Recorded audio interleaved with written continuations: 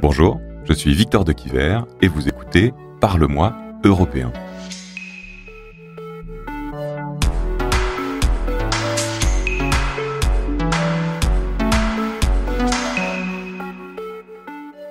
En tout cas, j'ai une grande méfiance a priori de cette Europe-ci, ça c'est sûr. Ouais.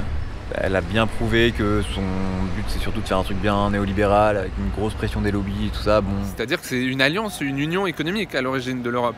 Le souci c'est qu'aujourd'hui, je suis pas sûr que ça soit toujours pertinent en fait. Troisième épisode, le moment où l'Europe a vacillé, la crise économique. Alors que la crise sanitaire fait rage, que certains pays membres ferment leurs frontières intérieures sans concertation et que des pays confinent leur population, la crise économique se profile déjà dès mars 2020. Comment éviter le naufrage d'un continent au marché devenu interdépendant ? Si l'Italie coule, va-t-elle engloutir la France avec elle ? Comment venir en aide aux populations les plus fragiles, aux pays les plus pauvres d'Europe qui risquent avec la crise de devenir encore plus pauvres ? Dès les premiers jours, les institutions européennes vont revenir sur plus de 30 ans de politiques économiques. Subventions, prêts, avantages fiscaux, rachats de titres, les 18 et 19 mars, la Commission et la Banque centrale coordonnent leurs actions pour aider les États à soutenir les entreprises en difficulté.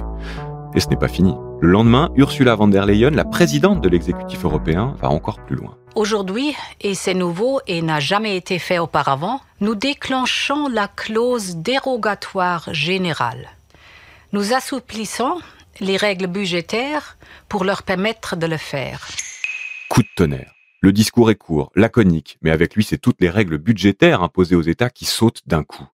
Même dans ses rêves les plus fous, l'économiste et députée européenne socialiste Aurore Lalucq n'aurait jamais pu l'imaginer.